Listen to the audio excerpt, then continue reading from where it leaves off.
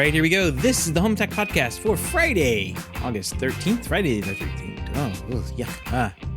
Explains why I'm recording so late. But from Sarasota, Florida, I'm Seth Johnson. And welcome to HomeTech Podcast about all aspects of home technology and home automation. I got a number of HomeTech headlines I didn't think I was going to have this week, but I guess not recording the show on Wednesday and waiting till Friday, almost Friday. Heck, it's like 9 o'clock on Thursday right now. Greg's here. Welcome to the show, Greg. I'm going to bring you in. There you go. Welcome. Thanks for swinging by. But yeah, it's been a busy week. Very busy week. But I needed to get something out tonight. There's been a lot of news actually this week, and kind of picking up some pieces and missed stories from the last couple of weeks. But yeah, clearly going to happen. Looks like Greg's in here too. Two Gregs. I've got Greg S and Greg R. Thanks for swinging by.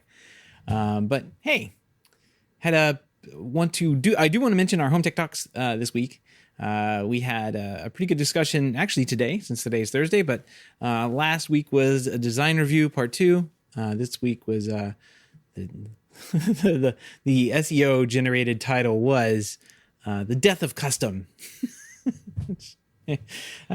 I don't know if that didn't really gather too many more people, but we had a fun conversation about a lot of interesting ideas kind of floating around about what custom AV and custom install is, and is it going away? And the consensus seemed to be that no, it's not. It's not going anywhere. But we had a pretty good discussion. There was also a pretty good discussion in the hub too. So if you are a member of the HomeTech Podcast, you should have access to definitely the back catalog, or the back catalog of at least the conversation that we had there in the hub. I still have not. These last couple of weeks have been insane, and it all kind of revolves around work and more work. But I still have not been able to get some of those things put up. So I'm hoping to do that. Some of the older HomeTech Talks, hoping to get those put up as soon as I can. A number of them are already edited, and I just need to post them up. So hopefully you guys will start seeing those soon. Sorry that it just has not happened, but I am committed to getting them up. I download them every week, and Zoom yells at me every single time we record that I'm over my balance in recording, because these things are about an hour long, and for some reason it records it in like 4K, even though everybody's camera is like Potato Vision 320 on the Zoom recording. So it's all got to be resized and worked around and all that good stuff. I don't know why Zoom does that, but I guess it's just to give me a headache. And yeah, there you go. But with that all said, what do you say we jump in to some HomeTech headlines? Well, what a week in HomeTech headlines it was. Earlier this week, Savant Systems announced that it decided to pull out of the CEDIA Expo, scheduled for the beginning of September in Indianapolis, due to concerns surrounding health and safety. As the COVID Delta variant continues to fuel a new wave of infections around our country, many potential attendees are likely to make the same calculation. Savant had a pretty large booth. I think it's about a 4,200 square foot booth. It's one of the largest ones at the show. And they also announced that all their training would be taking place not at the expo, but virtually. So they've kind of pulled all their employees out of that. As I was writing this up today, a similar story dropped from Snap One, which is also Snap AV, massive company, and Control4. I think they probably had the biggest booth, or the biggest pair of booths. Usually they have two, one for Control4 and one for Snap AV. They are now pulling out of the show and will not be attending the show, the expo this year. CEDIA Expo did, kind of like in between all this, CEDIA Expo did release a statement saying that they were expecting around 10,000 people to show up at the show, with only 6,000 current registrations. So that's far fewer than the 25,000 that we've seen attend in the past. And as far as those Delta variant concerns, CEDIA said they will not be requiring masks for attendees at the show at this time. But if anything changes in the future, they'll update all that on their website. And I've heard more, since all this, the Control4, Snap One, I guess, thing, and Savant. I've heard rumors of more companies that are talking about making a decision in the next couple of days. So kind of a end of an era, I guess, for these shows. We've I've definitely talked about this in the past, that I think that these big shows, they're great to go to. But I think they've seen their time. And one of the things I think, kind of going back to Bob Madonna and what he said in his letter to dealers, he said, "We look forward to meeting you, assuming safer conditions, early next year as Savant prepares smaller targeted events for 2022 in Q1. So I'll be interested to see how that plays out and how other manufacturers react to that as well. We've seen Crestron do that in the past with great success, and by all accounts from dealers that I talked to, it's like it was great to have these little local shows or regional shows that you could go to and get tons of great hands-on time. I think we're going to see a lot of companies start to do that here in the future, because going to these shows, while they're fun, they do cost a lot of money. Not only for if you're a dealer or an attendee, but it costs millions of dollars in some of the cases of these larger companies. So making that, the calculated move not to attend saves you tons of money that you can put into other marketing efforts. And clearly Savant sees that effort, as smaller events, smaller targeted events. I thought that was an interesting idea. So we'll have to see what that looks like in moving into 2022 and forward. And I just want to take a second and say, please go get a vaccine. I'm so over all this dumb stuff. Like, I'm so over not attending shows, not seeing friends. Just please, if you can, go get a vaccine. The goal here is to stay out of the hospital. That's everybody's goal. Stay out of the hospital. Stop clogging it up. Let people who have heart attacks, who have car accidents, go to the hospital. Right now, they're having hard times finding beds for those people, and they shouldn't, because so many people haven't gotten their vaccine. So please, if you've haven't had the chance to get the vaccine, just go get it. It's easy. I had it done. I had a shot in my arm. I felt sleepy the next day. No side effects except immense relief, because I didn't have to deal with this stupid thing anymore. And that's it. It's over. You're done. Walk away. Have a great day. So stay out of the hospital. Get a shot. And maybe we can all see each other again sometime in 2022. Love for that to happen. I'm so over this. Moving on to more fun things. Let's do this. I got to push the button here. Wyze launched a new low-cost security camera. Hey, who would have guessed? But this time it's got a light strapped on top of it. It looks like the new $50 Wyze Spotlight Cam released this week on the Wyze website isn't really even a new camera. It's the same V3 camera that kind of released earlier this year. Costs around $35. But it's missing a few options, like for correcting colors and brightness and all that kind of thing. But it includes a light, a 70 whole lumen light. Now, it's like, if you look at this thing, the light is absurdly small. I mean, the camera's small too, but the light is kind of like just laughably small. But it's got 70 lumens. It's kind of pales in comparison to what you would think is a normal, like the Ring floodlight that has 1800 lumens, and the smaller Ring Spotlight Cam, that one has 300 lumens. So 70 is nowhere near those. I don't know what this would be used for. It's got to be wired up for power, has 130 degree field of view, 1080p resolution, IP65 weather rating. Kind of means it can be good for, like, you can get it a little bit of wet. You can get a little wet, and you can get it, dust around it and that kind of thing. So it's got good outdoor rating essentially to it. Pre-order is going on now for $50. I don't know. This is kind of a goofy product. I just don't see what the appeal is here, or what the use case is. I guess if you had maybe, I have to go back to like Dave Zatz and Jason going after the mice, and Dave Zatz going after the chipmunks in his yard. And he puts the Wyze cameras or the Arlo cams outside and catches them that way. But I don't know. I don't really know what the appeal of this is. So if anybody has any ideas, let me know. I just don't get it. I really don't. I'd rather just maybe spend the $35 on the camera. And then also, hey, I missed this, but Wyze actually introduced some low cost lights, believe it or not. Like, they have some smart bulbs that they've released earlier this month. The average cost of those was about $12 a bulb. So, I mean, you can get an 800 lumen bulb in your $35 camera and put them together. And yeah, there you go. And when you just turn the light on when something's moving around, I guess. I don't know. But they have 800 lumen tunable white or a $15 for the RGB version, color versions, basically.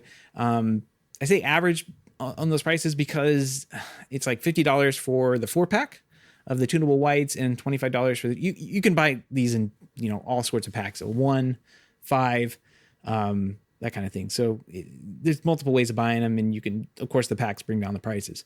They all work with Alexa, Google, if this, then that, and more. So kind of runs directly on the Wi-Fi. No hub needed. I also noticed they were taking pre-orders on some tape lighting, some RGB tape lighting that they call Light Strip Pro on their website. It runs about $30 for 16 feet and $45 for, wish I got a picture of this one, $45 for 30 feet. So 32 feet, I guess. It's not a bad deal there, I don't think. Looks like you can control it all the ways that I talked about before with the other lights. And these are neat because they're using RGB pixels technology. So like each individual pixel or each individual RGB lamp is assignable in the color. So you can like segment off the color the way you want it to be. Jimmy is bringing up an interesting Spotlight's a bad name. It's bright enough. Let me bring you into the show here, Jimmy. Thanks for commenting. Spotlight's a bad name. It's just bright enough to provide enough light for their starlight sensor, which is quite good. So yeah, the starlight sensor, I want to say I've seen those in like similar type technology in other cameras. I think it's one of those like Sony products or something that you can get when you're OEM cameras and OEMing the little piece inside. And that brings out some like fake color type thing out of the dark, I guess. So what they're trying to do with that light is just give it a little bit more color and a little more light, so the starlight sensor picks up color, and that makes sense. But yeah, 70 lumens isn't that much. Those LED tape lights, those are supposedly shipping in October. So if you want to get them, head on over to Wyze's website and you can pre-order them now. Thought it was pretty cool.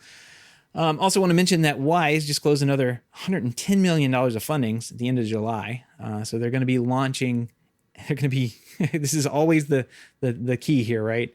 They're going to be launching AI into their camera products. Okay.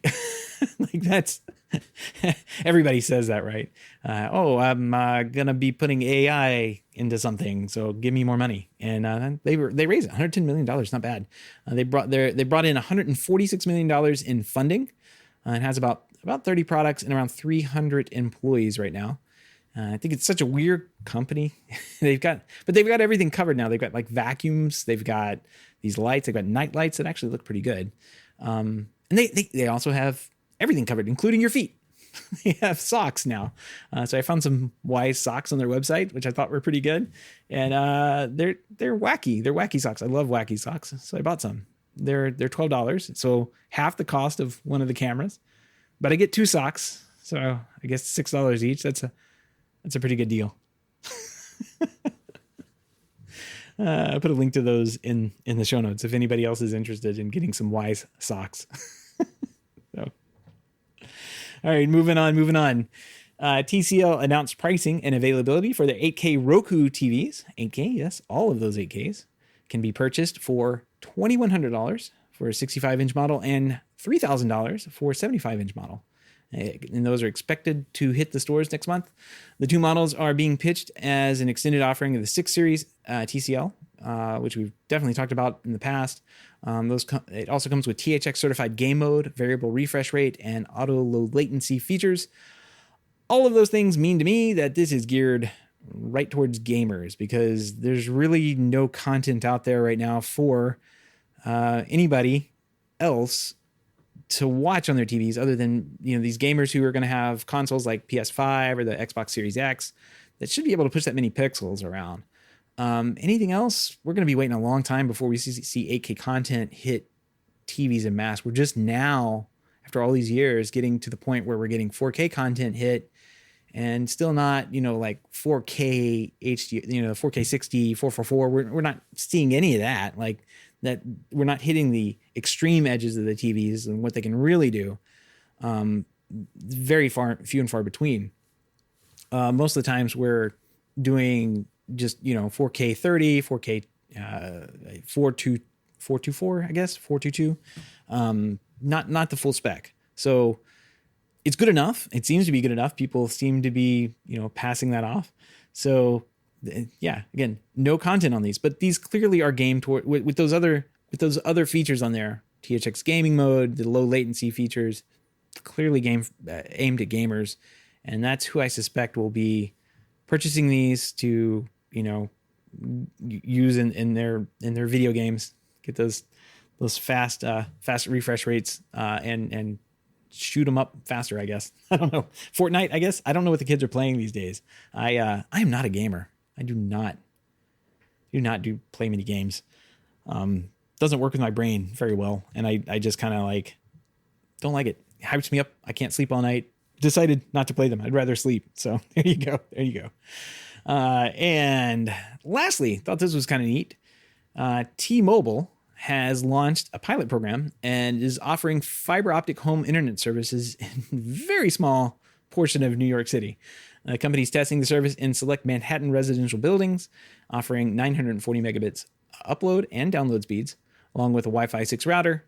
Seems to be a small test run. T-Mobile is using third-party providers' fiber and not even running their own lines for this stuff. The company told The Verge that more information will be available when and if the program rolls out more widely. So it seems to be just an experiment to see if this is something that people would want. I'm not even sure what the pricing is, but if you do live in Manhattan and you want to check to see if you can get it in your building, the pricing, there's a dedicated website you can go and I'll leave that in the show notes. You can go in and check that out. It's always good to see more competition in broadband here in the States. We don't have much. I only have one offering that I can get. And luckily they have to remain competitive because everybody else around us has two options and they can flip back and forth. But my single street, out of my entire neighborhood, I can't get fiber to the house. I have to go with cable. But so far they've managed to keep the rates low and keep increasing the speed. But I'd much rather have fiber where I can get matching upload and download speeds for things like tonight when I'm streaming and I get a notification that for some reason the bandwidth had to be knocked down or the quality had to get knocked down for the stream going out because of whatever, who knows. But yeah, I would love to have better internet service sometimes than Comcast. So there we go. All the links and topics discussed tonight can be found at the show notes at HomeTech.fm/360. Again, that link is HomeTech.fm/360. Let's see. Don't forget you can join us live. Whoops, went a little bit too far there. Don't forget you can join us live starting sometime between 7:30 p.m. Eastern Wednesdays, usually. Not quite tonight. Tonight was a little bit late, and whatever the show is tonight is going out live on the feed. I really don't even have time to edit things down. I've got a bunch of work I got to get off my desk. As you can tell, CEDIA is still a time frame people try and finish products in, so gotta get back to work. Anyway, you can find out more on how to do that at HomeTech.fm/live. And I got a cool pick of the week. I ran across this Twitter thread about an old product that I had never heard of before. And I've heard a lot of them, technology from the 1970s, but this one's actually pretty wild. And it was all referencing a listing for one of these massive TV, like an eBay listing for one of these massive TV consoles. I've got a picture of one here on the show, but you've seen these. And if you aren't old enough to have had one in your house or have actually owned one, you have seen these sitting out on the street corner for a trash pickup, especially in the last 10 years when people have been switching away from these older console TVs with CRT tuners in them over to something else. But these things are absolutely massive. They had, sometimes they had record players built into them. Sometimes they had, full AV systems and stereos built into them. People, they loved them. People had, these were very, very popular. But in the 1970s, you can get one of these built in with a thing called Cartravision. And if you haven't heard of Cartravision, you aren't alone. So about the same time the VCR tape was being introduced, there were few other companies. So that's back in the 1970s, and AFCO introduced one of these. It's called Cartravision. back in the 1970s. First model of the TVs came equipped with CartraVision. Like, you could not buy a CartraVision player by itself. You could only buy it built into one of these massive TV things. So it sold in, I think, 1972, I believe, for $1,300 and $1,350, and that's equivalent to about $8,000 today. And it was the first video cassette recorder to have pre-recorded tapes of popular movies available for rent. So that was kind of unique. And I think one of the wacky things that they did was kind of this DRM thing that we would call today. That was more like analog rights management. Basically, if you got one of these cartridges, it was red, and you rented it, and the red cartridges you could only watch once. You couldn't rewind. There was no being kind with these things. You would watch it once, and the movie would be over, and you would take it back and return it to the retailer, and I guess rent another movie. They had a catalog of about 200 movies out at the time. These things were super rare. They were only on the market for probably a year. Looks like they stopped selling them in 1973 after about 12, 13 months of poor sales. There's a really I'll link in the show notes this informative Twitter thread that I ran across. Also link to the Wikipedia page on this CartraVision stuff. It's really cool. I like seeing this old technology and seeing how people used it in the past. But if you're interested in more, check those out in the show notes. And that eBay listing actually went for that rare cart. It was like an entire TV with the CartraVision set player inside. Went for like $1,500. So not a bad deal for a collector or somebody that was interested in that kind of thing. Let's see. Moving on here. If you have any feedback, comments, picks of the week, show ideas, anything, give us a shout. The email address is feedback@HomeTech.fm, or you can visit HomeTech.fm/feedback and fill out the online form there. I do want to give a big thank you to everyone who supports the show, but especially those who are able to financially support the show through the Patreon page. If you don't know about the Patreon page, head on over to HomeTech.fm/support to learn how you can support HomeTech for as little as $1 a month. Any pledge over $5 a month gets you a big shout out on the show, but every pledge gets you an invite to the private Slack chat, The Hub, where you and other supporters of the show can gather every day to discuss the demise of the custom install industry, because that seems to be what we're all about over there. I don't know. We were talking about mask wearing today. That's always a hot topic, right? These days. There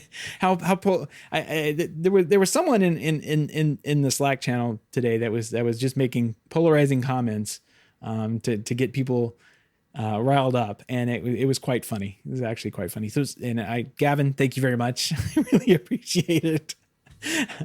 It was definitely fun there in the hub today.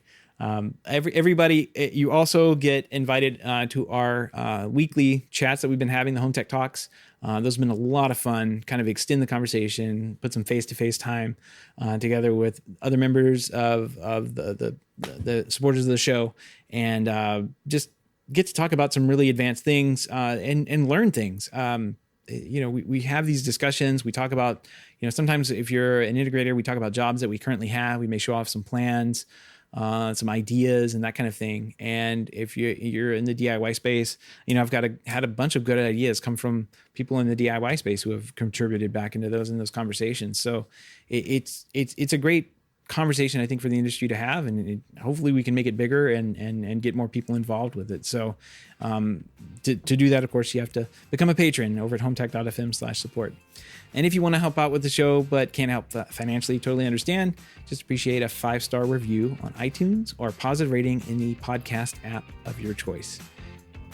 And I could not keep up with the chat for the second week in a row. There's probably like 5 or 6 people in here flying by with things, talking about, I think you guys are talking about Google Beta now? And what is Alta Vista? Oh man, I am in trouble. I'm going to have to go back and read this chat. Anyway, thanks guys for hanging out in the show tonight and contributing.